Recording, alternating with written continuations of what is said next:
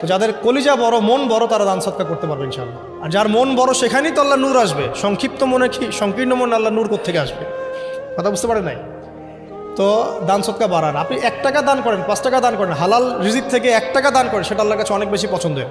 একটা হাদিসে নবী সাল্লাল্লাহু আলাইহি ওয়াসাল্লাম বলেছেন, হালাল উপার্জন থেকে আল্লাহর বান্দারা যখন একটা খেজুরও দান করে, আল্লাহ পাক সেই একটা খেজুরকে আস্তে আস্তে বড় করতে থাকেন, বড় করতে থাকেন, বড় করতে থাকেন। এটা এক পর্যায়ে পাহাড়ের সমান হয়ে যায়। কিয়ামতের মাঠে মানুষ তার দান এবং সাদাকার যে ছায়া, এই ছায়ার নিচে অবস্থান করবে। আপনার বিপদ হয়েছে, দান সদকা করেন, বিপদ দূর হয়ে যাবে ইনশাআল্লাহ। জটিল কোনো রোগ হয়েছে, কোনো ডাক্তার ট্রিটমেন্ট করতে পারছে না, সদকা করেন, রোগ ভালো হয়ে যেতে পারে ইনশাআল্লাহ।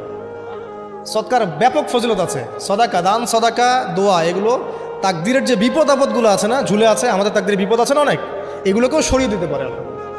এই শক্তি আছে দোয়া এবং দান সদকার মধ্যে।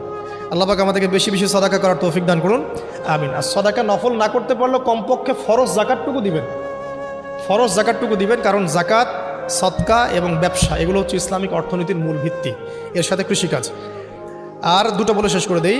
9 নম্বর হচ্ছে আমর বিল মারুফ এবং নাহি আনিল মুনকারের কাজ করা, মানে সৎ কাজের আদেশ করা, মানুষকে অসৎ কাজে নিষেধ করা। এই কাজটা যে যত বেশি করবে, সে তত বড় ব্যবসায়ী।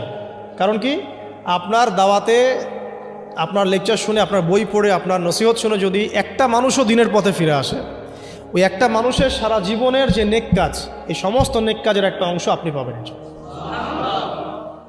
আবার আপনি কাউকে অন্যায় থেকে বারণ করেছেন, আপনার দাওয়াত শুনে কেউ সিগারেট ছেড়ে দিয়েছে, মাদক ছেড়ে দিয়েছে, জেনা ছেড়ে দিয়েছে, পণ ছেড়ে দিয়েছে, বা হারাম সুদ ছেড়ে দিয়েছে, ওই মানুষটা এখন সারা জীবন যত ভালো কাজ করবে, এই পুরো ভালো কাজের একটা অংশ আপনি পাবেন ইনশাআল্লাহ।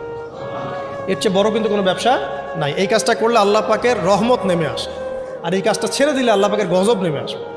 যখন মানুষ ন্যায়ের আদেশ এবং অন্যায় নিষেধ ছেড়ে দিবে, আল্লাহর গজব নেমে আসবে। আর মানুষ যত বেশি সৎ কাজে আদেশ করবে, অসৎ কাজে